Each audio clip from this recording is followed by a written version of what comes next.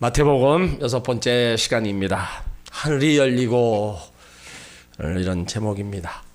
오늘 우리가 읽은 말씀은 예수님께서 오랜 침묵을 깨시고 공생애를 시작하는 첫 번째 행적입니다.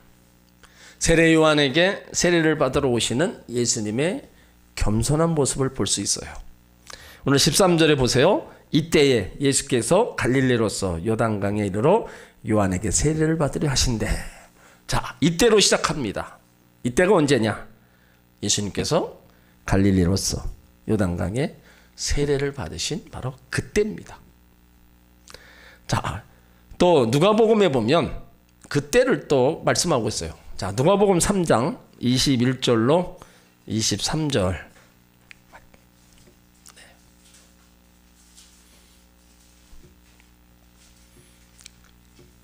자, 누가복음 3장 21절에서 23절 전반절까지만 있습니다. 백성이 다 세례를 받을새 예수도 세례를 받으시고 기도하실 때 하늘이 열리며 성령이 형체로 비둘기같이 그 위에 강림하시더니 하늘로서 소리가 나기를 너는 내 사랑하는 아들이라 내가 너를 기뻐하노라 하시니라. 예수께서 가르치심을 시작하실 때에 30세쯤 되시니라. 자, 이때 예수님이 30년 준비를 마치는 때가 되어 요단강에서 첫 공식적인 행사를 시작할 때, 또 이때는 세례 요한이 회개하라 천국에 가까웠느니라 외치면서 주의 길을 예배하던 때입니다. 세례 요한 설교를 듣고 예루살렘과 유다 요단강 사변에 많은 자들이 나와서 자기 죄를 자복하고 세례를 받던 때라는 거죠. 우리 믿음의 사람들은요, 이 때에 대해서 잘 인식해야 됩니다. 그러니까 예수님도 이 때에 대해서 민감하셨어요. 그러니까 신앙생활에 있어서 때를 이해한다는 것은 아주 중요한 열쇠입니다. 어떤 의미에선 신앙생활이란 때를 기다리는 거예요. 크게는 예수님의 재림을 기다리는 겁니다. 또 작게는 이 땅에서 주님의 축복의 때를 기다리는 거예요. 여러분, 신앙생활에 분명히 때가 있습니다. 하나님은 하나님의 사람을 훈련시키고 그 특별한 시간을 또 갖게 만들어요. 그 대표적인 사람이 바로 모세죠. 모세를 40년간 강야에서 철저히 훈련시켰어요. 또 아브라함도 약속한 이후에 25년의 세월에 그 약속이 이루어지지 않고 바로 훈련을 시켰습니다. 야곱도 요셉도 다 하나님이 철저히 바로 훈련을 시켰다는 겁니다. 여러분, 축복의 때가 있습니다. 응답의 때가 있습니다. 우리는 그 때를 기다려야 되는 거예요. 저희 교회도 분명히 또 성장의 때가 있음을 믿으시길 바랍니다. 지금 손에 안 잡히고 눈에 보이진 않지만 우리는 낙심할 게 아닙니다. 하나님이 철저하게 우리를 훈련시키고 또 우리 부르짖음에 분명히 응답하실 또 역사하실 그런 때가 분명히 다가올 겁니다. 예수님도 30년을 준비하셨어요. 오늘 요한은 예수님을 어린 양으로 비유하고 있습니다. 요한복음 1장 29절에도 이튿날 요한이 예수께서 자기에게 나오심을 보고 가라사대 보라 세상 죄를 지고 가는 하나님의 어린 양이로다. 그러니까 예수님을 십자가에서 인류 대속을 위해 드려질 제물로 보았습니다. 예레미야 11장 19절에도 나는 끌려서 잡히러 가는 순한 어린 양 같다. 그러니까 예레미야 선지자도 예수님을 어린 양으로 예언했어요. 이사야 53장 이사야에도 바로 어린 양으로 얘기합니다. 이 어린 양에 두 가지 의미가 있어요. 하나는 유월절 어린 양을 의미합니다. 출애굽기 12장에 나타난 사건이죠. 12재앙 중 마지막 재앙, 장자를 바로 죽음으로 모든 애굽 사람의 장자, 짐승의 모든 첫 새끼들을 다 죽게 한 무서운 재앙이었던 거죠. 그러니까 이때 하나님께서 이스라엘에게 어린 양 피를 문설주에 바른 그 집마다 화를 다 면했다. 그 재앙이 다 넘어가겠다는 거죠. 하나님 말씀에 순종하고 어린 양을 잡아 그 피를 문설주에 잡은 집, 장자를 멸하는 천사가 그냥 화를 면하게 줬다는 거죠. 그러니까 예수님이 장자 위에 대신 죽음으로써 그 피를 바로 구원한 어린 양이 같은 분입니다. 그리고 어린 양은 희생제물을 의미합니다. 출애굽기 29장 38절을 보면 내가 단 위에 드릴 것이 이러하니라 매일 1년 된 어린 양 2마리. 그러니까 구약시대에는 아침과 저녁으로 성전에서 하나님께 희생제물을 어린 양을 드렸어요. 그러니까 아침과 저녁으로 제사를 드렸다. 왜 드렸어요? 모든 죄를 사함받기 위해서. 그 양의 피를 잡아 그 피를 드렸는데 그 희생의 제물이 바로 예수님이라고 오늘 요한은 외치고 있는 겁니다. 예수께서 갈릴리로서 요단강에 이르렀다. 요단강. 이스라엘 백성이 출애굽하여 40년 세월이 지난 후에 여호수아와 그 제사장들이 법궤를 메고 요단강을 건널 때 바로 육지처럼 건너간 곳입니다. 그러니까 요단강은 기적의 강이었어요. 이 기적의 강에서 예수님이 세례를 받으시는 거예요. 세례를 받으려 하신대. 그래서 세례가 뭐예요? 잠그다, 적시다, 씻는다의 뜻을 갖고 있어요. 죄인이 회개하고 죄 씻음 받고 새 사람이 되었다는 상징의 또 표징입니다. 그래서 세례는 교회에서 집행하는 성례로서 바로 이제 예수 믿고 구원받았다는 그리스도인이 되었다는 바로 표징이라는 거예요. 우리도 다 세례를 다 받은 사람들이에요. 그래서 죄를 씻는 행위, 죄인이 하나님 앞에 회개하고 회개의 표로서 바로 죄를 씻어 정결하게 하는 거. 근데 예수님은 죄가 없으신 분인데 세례 요한에게 세례를 받으려 나왔어요. 그러니까 요한이 그걸 보고 충격을 받은 거예요. 그래서 오늘 14절에 보세요. 요한이 말려 가로되 내가 당신에게 세례 받을 터있는데 당신이 내게로 오시나이까. 감히 선생님이 내가 선생님에게 세례를 베풀 수 있습니까? 이런 말도 안 된다는 거예요. 왜 세례 요한이 그 예수님 세례를 사양했어요? 자, 요한복음 1장 33절로 34절을 보세요. 요한은요, 예수님을 만났을 때 그리스도이심을 알았습니다. 그래서 그 그리스도이신 예수님께 어떻게 내가 세례를 베푸느냐, 그걸 고백하고 있습니다. 요한복음 1장 33절로 34절 같이 있습니다. 나도 그를 알지 못하였으나 나를 보내어 물로 세례를 주라 하신 그에게 나에게 말씀하시되 성령이 내려서 누구 위에 든지 머무는 것을 보거든 그가 곧 성령으로 세례 주는 주인 줄 알라 하셨기에 내가 보고 그가 하나님의 아들이심을 증거하였느니라.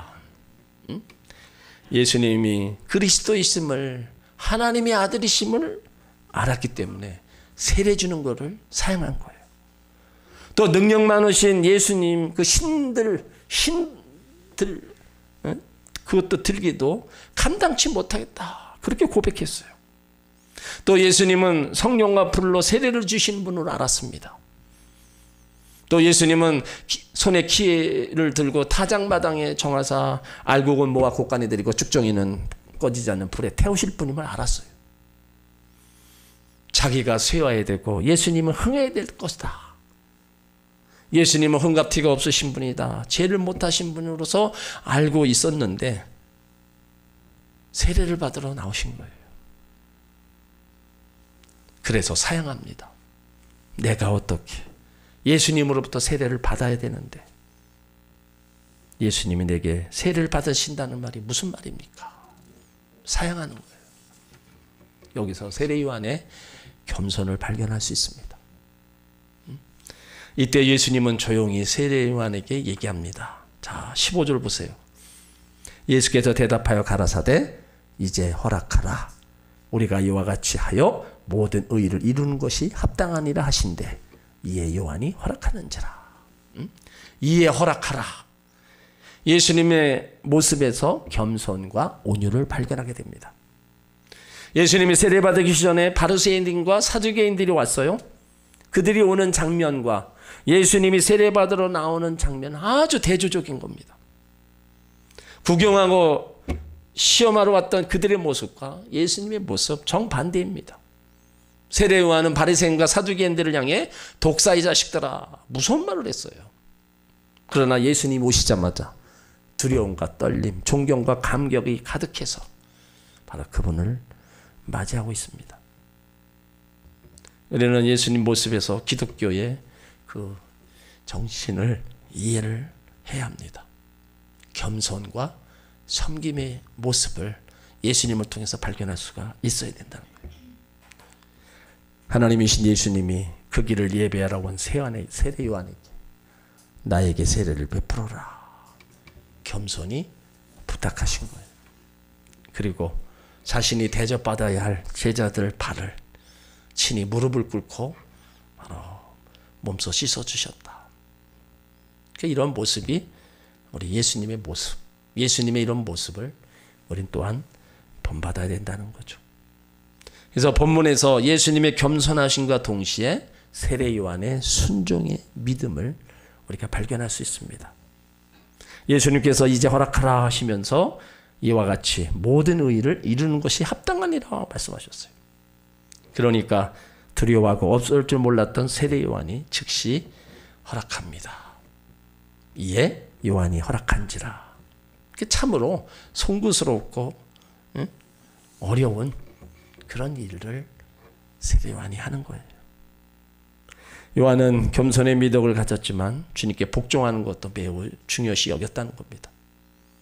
요한은 자기 사명의 한계를 알아서 일할 때 또 열심히 일을 하고 물러설 때는 조용히 물러선 사람이에요. 그러니까 받은 사명에 대해서 철저히 잘 감당했습니다. 우리 하나님의 백성들은요, 다 사명을 맡은 일꾼들입니다. 그 일꾼들은 일을 열심히 해야 된다는 거예요. 우리가 주어진 육의 일도 열심히 해야 되고 우리가 하나님의 일도 열심히 해야 됩니다. 그 어느 것 하나 치우쳐서는 안 되는 거예요. 하나님의 일은 열심히 하는데 육의 일을 게을리한다. 그것도 잘못된 겁니다. 너무 또 내일의 육의 일만 또 추구하고 하나님의 일은 외면해버린다. 그것도 잘못된 겁니다. 같이 두 가지 다 같이 열심을 내서 다 맡겨진 일에 최선을 다해야 된다는 거죠. 오늘 예수님이 왜 세례를 받으셨을까? 세례를 받으신 이유를 몇 가지를 살펴보면 예수님은요, 선생으로 먼저 법을 지키는 본을 보여주셨습니다. 땅 위에 안타까운 일들이 많이 일어나죠.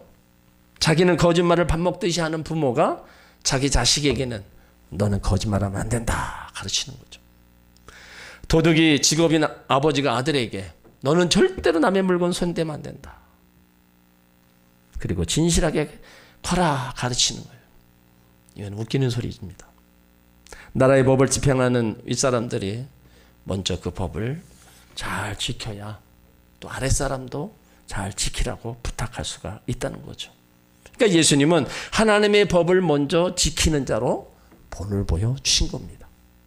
또 예수님 세례를 받으신 것은 공생의 시작을 의미합니다. 예수님이 이 땅에 33년간 계셨는데 30년 동안 사역을 준비하셨어요. 그리고 그 3년 동안 가르치고 전파하고 고치시는 복음사역을 하셨습니다. 이 공생의 천국운동을 시작하실 때 먼저 예수님이 세례를 받으시고 시작하셨다는 거예요. 그러니까 이 일의 모든 순서를 순서 있게 시작하고 진행하는 하나님의 법도와 교회의 법을 세워주신 것입니다. 그렇기 때문에 교회는 예수님을 본받아 바로 세례를 받은 후에 우리가 직분자를 또 임명하는 거예요. 서리 집사라도 먼저 세례를 받아야 되는 겁니다. 그것이 시작이에요. 세례 받지 않고서 서리 집사 그 이상 직분자는 받을 수가 없는 겁니다. 예수님이 먼저 세례를 받으셨기에 그 사역을 이뤄나가셨기에 똑같이 교회도 그걸 따라가는 거예요. 또 예수님 세례 받으신 것은 모든 의의를 이루기 위함이라고 했습니다. 세례 요한이 주는 세례를 사용할 때 이제 허락하라 이와 같이 모든 의의를 이루는 것이 합당하니라. 그러니까 하나님의 의의란 하나님의 뜻을 가르치는 것으로서 단수가 아닌 복수로서 모든 의의를 가리킵니다. 그 하나님의 뜻을 완전히 이루기 위해서 자기 백성 대표자가 되셔서 이제 세례를 받으신 거예요. 그러니까 예수님이 이 세상에 오신 것은 하나님의 공의를 이루시기 위함입니다. 그리고 예수님의 세례는 세례 요한의 사역을 인정해 주는 거예요. 그리고 그 사역을 지원해 주는 겁니다. 예수님도 세례를 받고 그 요단강가에 많은 이들, 그들도 다 자기 죄를 회개하고 다 그 세례에 다 참여한 것을 볼 수 있어요. 그러므로 예수님의 세례는 하나님 나라의 그 죄인들에게 선포하는 바로 공생의 첫 출발로서 의미가 있다는 거죠. 그리고 하나님의 의를 이룰 때 예수님은 연합을 중요시 여겼습니다. 요한복음 17장 20절을 한번 찾아보시기 바랍니다. 예수님의 마지막 지상 명령이 우리는 마가복음 16장도 얘기하지만 그 전에 여기에 예수님이 우리 가운데 무엇을 원하시는가를 먼저 말씀하셨습니다. 요한복음 17장 20절로 24절을 같이 읽습니다. 내가 비옵는 것은 이 사람들만 위함이 아니요 또 저희 말을 인하여 나를 믿는 사람들도 위함이니 아버지께서 내 안에 내가 아버지 안에 있는 것 같이 저희도 다 하나가 되어 우리 안에 있게 하사 세상으로 아버지께서 나를 보내신 것을 믿게 하옵소서. 내게 주신 영광을 내가 저에게 주었사오니 이는 우리가 하나 된 것 같이 저희도 하나가 되게 하려 함이니이다. 곧 내가 저희 안에 아버지께서 내 안에 계셔 저희로 온전함을 이루어 하나가 되게 하려 함은 아버지께서 나를 보내신 것과 또 나를 사랑하신 같이 저희도 사랑하신 것을 세상으로 알게 하려 함이로소이다. 아버지여 내게 주신 자도 나 있는 곳에 나와 함께 있어 아버지께서 창세전부터 나를 사랑하심으로 내게 주신 나의 영광을 저희에게 보게 하기를 원하나이다. 여기 말씀은요 이미 지상 명령을 하달하기 전에 먼저 우리 가운데 하나 되는 것을 말씀하셨어요. 그러니까 이것이 예수님의 소원이기도 해요. 내가 아버지 안에 있는 것처럼 저들도 내 안에 있고 저들도 하나가 돼요. 그 예수님의 그 마음을 읽을 수가 있는 거예요. 그러니까 우리가 여기 15절에 우리가 이와 같이 하여 하나님의 일은 혼자서는 못하는 겁니다. 연합하는 거예요. 그것이 귀하다는 거예요. 그래서 예수님이 그 세례를 받으심으로써 그 하나님의 의를 이루어 나가고 그의 모습이 주님과 하나 되는 모습, 그 모습이 결국은 주를 따르는 모든 이들이 같이 연합하고 하나가 되기를 다 원하는 그런 의미가 담겨져 있다는 겁니다. 하나님의 일은 우리가 물론 혼자서 하는 일도 있지만 연합으로 하기를 또 하나님은 원하고 계십니다. 그 일에 우리는 구경꾼이 되어서는 안 된다는 것입니다. 오늘 예수님이 요단강에서 세례 요한의 세례 받으셨는데 세례 받는 순간에 이제 세 가지 역사가 일어납니다. 자, 16절로 17절을 다 같이 읽습니다. 예수께서 세례를 받으시고 곧 물에서 올라오실새 하늘이 열리고 하나님의 성령이 비둘기같이 내려 자기 위에 임하심을 보시더니 하늘로서 소리 있어 말씀하시되 이는 내 사랑하는 아들이요 내 기뻐하는 자라 하시니라. 자, 하늘문이 열리는 역사입니다. 그리고 성령이 비둘기같이 임하는 역사예요. 그리고 이는 내 사랑하는 아들이요 내 기뻐하는 자라 음성이 들리는 역사입니다. 그러니까 여기서 우리는 삼위일체 일하시는 하나님을 만납니다. 삼위일체란 성경에 그 말은 나오지 않아요. 그러나 성경에 계시된 하나님을 이해하려는 절절한 용어로서 오래전부터 사용해 왔습니다. 가끔 우리는 당황스러울 때가 있어요. 우리는 누구를 믿고 있는 것인가? 하나님인가? 예수님인가? 근데 구약 성경에는 예수님이란 말이 나오지 않아요. 구약에 계시된 하나님은 여호와 하나님을 말합니다. 그러므로 구약 성경에는 오직 한 분, 하나님 곧 여호와 하나님을 믿으면 됩니다. 구약 성경에서 믿는다는 거, 여호와 하나님을 믿는다는 걸 의미해요. 여호와 하나님 외에 다른 신을 섬기는 것은 용납되지 않습니다. 그런데 신약에 오면 상황은 좀 달라져요. 신약에도 여전히 하나님을 믿으라는 말이 나와요. 그러나 신약 성경에는 예수님을 믿으라는 말이 대부분을 차지한다는 거죠. 우리가 주일 예배 때마다 고백하는 사도신경에 하나님 아버지를 내가 믿사오며 우리 주 예수 그리스도를 믿사오며 성령을 믿사오며 다 나와요. 그러니까 우리가 믿는 하나님은 성부 하나님, 예수 그리스도, 그리고 성령, 이 세 분이 하나님이시라는 거죠. 아버지 하나님, 하나님이시요, 예수 그리스도도 하나님이시고 성령도 하나님이시라는 겁니다. 이 세 분이 하나님으로서 능력을 가지고 계시며 하나님으로서의 속성을 가지고 계시는 거예요. 그러니까 그리스도인들은 여러 신을 섬기는 사람들이 아니잖아요. 우리 하나님의 자녀들은 유일하신 하나님만을 섬기면 된다는 거예요. 오늘 예수님 세례를 받으시고 물에 올라오실 때 하늘문이 열렸다고 했어요. 그래서 이곳을 예수님과 그곳에 있는 많은 사람들이 보았습니다. 예수님은 하늘문을 열기도 하고 닫기도 하시는 분이에요. 그런데 예수님은 세상에 오신 것은 하늘문을 열기 위해 오셨습니다. 천국 가는 길 오직 예수님을 통하지 않고서는 갈 수가 없어요. 요한복음 14장 6절에 예수께서 가라사대 내가 곧 길이요 진리요 생명이니 나로 말미암지 않고는 아버지께로 올 자가 없다. 그러니까 하늘이 열리고, 성경에 보면 하늘이 열리는 역사가 종종 있었어요. 창세기 28장 12절 이하에 보면 야곱이 야곱에게 하늘문이 열렸어요. 그리고 사도행전 7장 55절에도 스데반 집사에게 하늘문이 열렸습니다. 계시록 1장에도 사도 요한에게 하늘문이 열렸어요. 오늘 예수님 세례받고 나오실 때 하늘문이 열렸다. 대단한 겁니다. 특별히 오늘 예수님이 세례받으시고 나올 때 하늘문이 열렸다는 데는 또 나름대로 의미가 있습니다. 죄로 인해서 막혔던 하나님과 인간 사이의 담이 예수 그리스도로 인해서 무너진 겁니다. 예수님이 땅에 오신 목적 중 가장 큰 목적은 뭐예요? 하나님과 원수된 우리를 그 막힌 담을 허시는 일이었어요.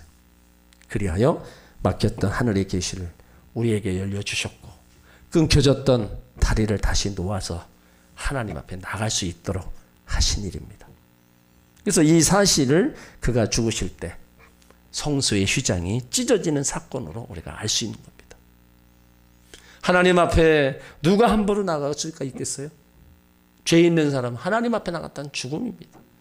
그래서 구약에는 철저하게 하나님 그 지성소에 제사장만 1년에 한 번씩 들어갔어요. 아무도 하나님 앞에 갈 수가 없었어요. 이렇게 가로막혔던 하나님과의 관계가 바로 예수님 십자가에 죽으실 때 성소의 휘장이 찢어지므로 누구든지 하나님 앞에 다 나올 수 있었다. 만인 제사장으로 하나님을 예배드릴 수 있었다는 것. 이거는요 엄청난 은혜고 또 복 중에 복인 겁니다. 또 예수님만이 인간이 하나님과 교통할 수 있는 유일한 길임을 보여주신 겁니다. 요한복음 10장 9절에 내가 문이니 누구든지 나로 말미암아 들어가면 구원을 얻고 또는 들어가며 나오며 꼴을 얻으리라. 또 열려진 하늘문 가운데 비둘기 같은 성령의 역사가 임했다 그랬어요. 성령의 모양이 비둘기 같은 것이 아니라 하나님의 성령은 온 우주에 충만하신 영입니다. 그러니까 성령의 역사는 다양한 거예요. 성경에 기록된 성령의 역사는 지극히 제한적입니다. 생명의 근원이 되심을 가르치시기 위해서 바람 같은 성령으로 나타나시고 죄를 소멸하는 능력을 가르치기 위해서 불같은 성령으로 나타납니다. 죄인인 심령을 소생케 됨을 가르치기 위해서 생수 같은 성령으로 또 나타납니다. 성도들을 보호하고 위로하고 인도해 주시는 성령을 가르치기 위해서 보혜사 성령으로 나타납니다. 그러니까 그때마다 성령이 우리 가운데 나타나심은 다 다르다는 거죠. 바람 같은 성령, 불 같은 성령, 생수 같은 성령, 보혜사로서 우리를 돕는 성령으로 우리 가운데 믿음의 자녀들에게 또 그때마다 나타나셔서 우리를 도와주신다는 거예요. 성령의 비둘기같이 임했더랬어요. 이 비둘기는 뭐예요? 평화의 상징이잖아요. 그러니까 주님이 이 땅에 오신 것은 평화를 주시게 오신 겁니다. 그리고 비둘기는 순결의 상징입니다. 예수님은 70인 전도단이 파견하면서 뱀같이 지혜롭고 비둘기같이 순결하라고 얘기했어요. 그거는 뭐예요? 악한 세상에 복음을 지혜롭게 전해야 하지만 먼저 성도가 순결을 잃어서는 안 된다는 거예요. 그 다음에 비둘기는 기쁜 소식, 복된 소식을 전하는 새입니다. 비둘기는 감람새 잎사귀를 물고 와서 바로 홍수에 지친 노아에게 소망을 주었어요. 또 비둘기는 온유와 겸손의 새입니다. 그러니까 비둘기 같은 성령이 임하면 겸손하고 온유해지는 거예요. 또 비둘기는 제물로 드려지는 새입니다.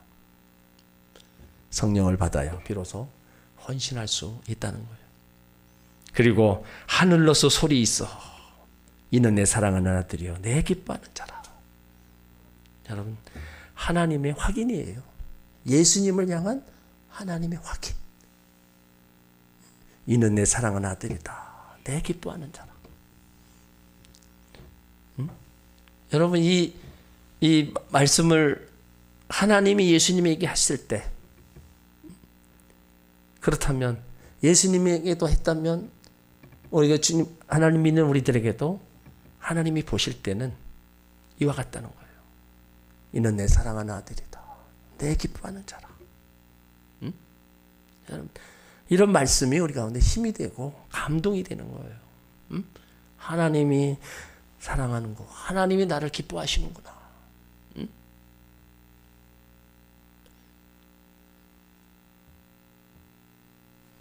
예수님은 세례받고 성령이 마시고 공생애를 이제 시작하시는 거. 바로 하나님 말씀을 받고 이렇게 공생애를 시작했다. 내 기뻐하는 자라. 자, 마태복음 17장 5절을 한번 보세요.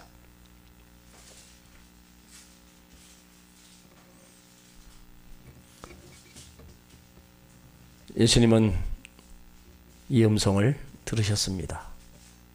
마태복음 17장 5절 같이 읽습니다.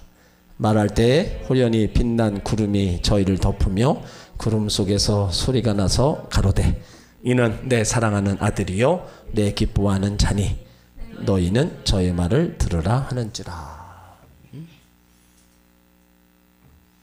내 사랑하는 아들이요 내 기뻐하는 자니 너희는 저의 말을 들으라.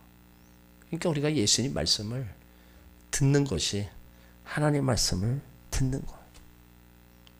그러니까 사람들은 예수님을 나사렛 예수 목수의 아들로 생각합니다. 근데 하나님은 분명히 이는 내 사랑하는 아들이다. 내 기뻐하는 자라고 증거하셨어요. 이 말씀은 저와 여러분들을 향해서도 하시는 말씀으로 믿으시길 바랍니다. 우리 한 사람 한 사람을 향해서 이는 내 사랑하는 아들이다. 내 기뻐하는 자다. 하나님이 우리를 보실 때 그 기쁨을 이기지 못한다고 그러셨어요. 육신의 부모가 그 자녀를 봤을 때 그 기쁨을 어찌 하지 못하잖아요. 하나님도 똑같으신 거예요. 손자 손녀를 보는 할머니들 어찌 할 바를 모르잖아요. 몸둘 바를 몰라요. 그 애들이 하는 그 행동, 그 말하는 거 한마디 한마디 아주 어떻게 할 줄을 몰라. 몸 감당을 못해. 하나님 마음이 그런 마음이라는 걸 우리가 알아야 된다는 거예요. 예수님만 내 사랑하는 아들이다. 내 기뻐하는 자다. 아니에요. 우리를 향해서 똑같이 너는 내 사랑하는 아들이다. 내 기뻐하는 자다. 이렇게까지 우리를 인정해주고 사랑해주는데 왜 우리는 자꾸 이 하나님을 왜 자꾸 밀쳐내냐 이거예요. 왜 자꾸 멀리하려고 그러고.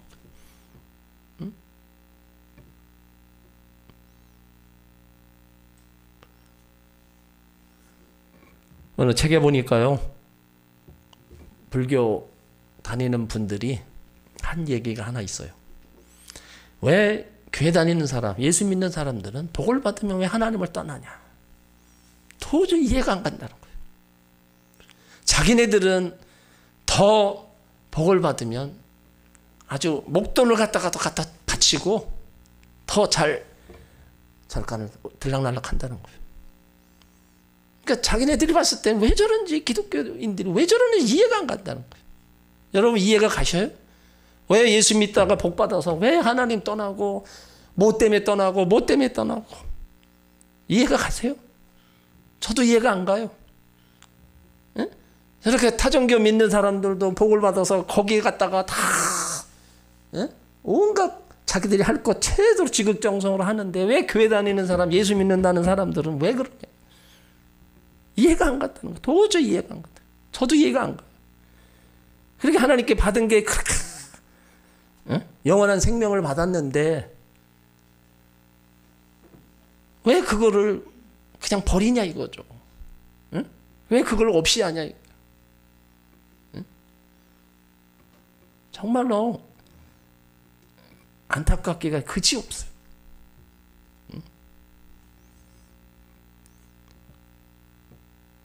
이 세상에 자기를 사랑해 주는 사람을 위해서도 목숨을 바치는 사람 많습니다. 사람 관계 속에도 자기를 인정해 주고 자기를 사랑해 줍니다. 그 사람을 위해서 목숨 내놓는 사람 많아요. 하물며 영원한 생명을 주시려고 목숨을 내놓으신 하나님의 아들 예수 그리스도, 그 예수를 위해서 우리가 왜 짧은 인생 속에서 그 예수님을 제대로 섬기지 못하고 살아갔느냐? 뭐가 문제냐? 한번 우리가 생각해 봐야 돼. 뭐가 문제일까? 내가 왜 하나님을 자꾸 멀리하고 왜 귀에만 있으면 밀어내고 하나님보다 딴 것을 더 추구하고 하나님보다 딴 것을 더 사랑하고 왜 그럴까? 이거는 우리 각자가 한 번쯤은 생각해 봐야 되는 문제입니다.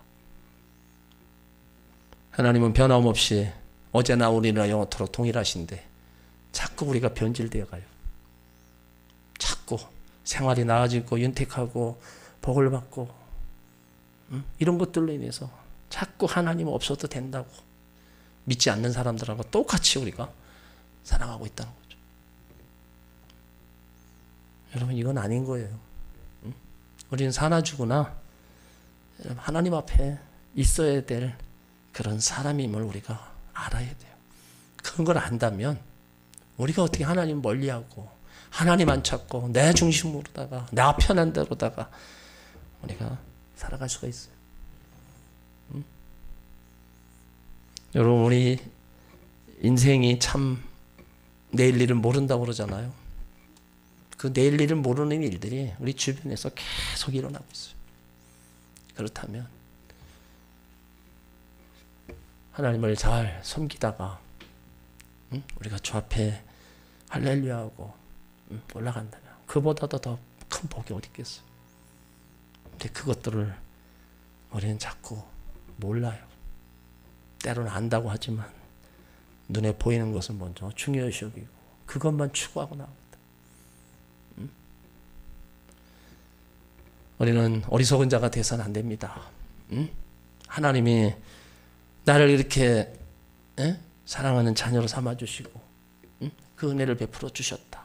그거 한 가지만으로도 정말 우리는 하나님 중심이 하나님 먼저로 살아가야 돼요. 그 하나만으로도 오늘 예수님을 얼마나 하나님이 사랑하셨겠어요. 그 사랑이 바로 저와 여러분도 똑같이 사랑하고 계시다는 것을 믿으시길 바랍니다. 그래서 변함없이 우리는 하나님 섬기고 내가 맡겨진 일 하나하나 잘 또 이뤄나가고 믿음의 길을 가다 보면은요 결코 긴 시간이 아닙니다. 우리는 속히 주님 앞에 설 날이 다가올 거예요. 너무 짧은 인생 속에서 우리는 그 일을 잊어서는 안 된다는 겁니다. 오늘 세례 요한의 그 예수님을 향한 그 겸손, 예수님의 또한 겸손한 모습, 섬김의 모습 하나하나 우리가 본받고 땅에서 믿음의 길을 살아가면 이 땅에서의 우리의 삶은 바로 하나님이 사랑하시는 만큼 우리의 길을 인도해 가시는 겁니다. 하나님을 우린도 사랑하고 믿음의 길을 다 가는 우리 모두가 되어야 될 줄 믿습니다.